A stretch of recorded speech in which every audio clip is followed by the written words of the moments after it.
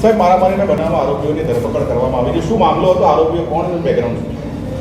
Chandkheda police સ્ટેશનમાં મયંક અશોકભાઈ જોશી નાઓએ 21/2026 નંબરથી ફરિયાદ દાખલ કરાવેલી છે, જેની અંદર બનાવવાળી જગ્યા ચાંદખેડા માનસરોવર રોડ સ્કાયવોક સોસાયટીની બહારની જે આવેલ આઈસ્ક્રીમની દુકાન પાર્લર હતી, ત્યાં આ 3 આરોપીઓએ મળી અને ફરિયાદીને માર મારેલ.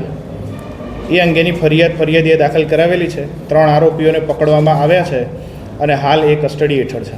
સર, કોણ છે 3 આરોપીઓને શું કામ માર મારવામાં આવ્યો? આ જે 3 આરોપી છે, એકનું નામ છે આકાશ બુધાભાઈ ઠક્કર, હિરેન નટુભાઈ સોલંકી અને ક્રિષ્ના ઉર્ફે કાનો વિનોદભાઈ બોરાણા. એ નીચે બેઝમેન્ટમાં એ લોકોની મગજમારી થઈ હતી બેઝમેન્ટમાં જવા બાબતે, અને દાદાગીરી કરવાનો આ 3 આરોપીનો ઇન્ટેન્શન હતો અને પોતાની જે છે દાદાગીરીનો રોપ જમાવવો અને પછી પોતાનું જે વર્ચસ્વ છે એ જમાઈ રાખવું, એવો પ્રયત્ન આ લોકોનો હતો કે ફરિયાદીને ગમે તે રીતે દબાણથી એમને દબાવી દેવા. સર, હવે આગળ આમાં કોઈ આરોપી સામે ગુના દાખલ થયેલા છે કે તેને આગળની કાર્યવાહી શું કરશે?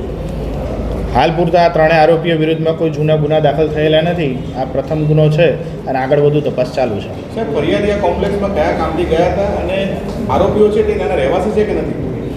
આરોપીઓ જે રહ્યા એ સોસાયટીની અંદર જ રહે છે, જે કોમ્પ્લેક્સ છે, અને બધા સામે નજીકમાં જ રહેવાવાળા માણસો છે.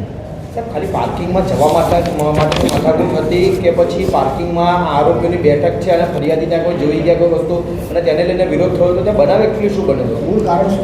મૂળ કારણ એવું છે કે આરોપીઓ જે રહ્યા એ ત્યાં એ લોકોની બેઠક તો છે જ, એ જે પાર્લર જે રહ્યું એ, અને નીચે બેઝમેન્ટ જે રહ્યું એ બેઝમેન્ટમાં આવવા જવા બાબતે એ લોકોની બોલાચાલી થઈ હતી, પછી મારામારી થઈ છે. બીજું કોઈ ચોક્કસ કારણ નથી. ગુનાહિત ઇતિહાસ સાહેબ કોનો છે? આમાંથી ગુનાહિત ઇતિહાસ જે છે એ હાલ કોઈનો નથી જણાવ્યો.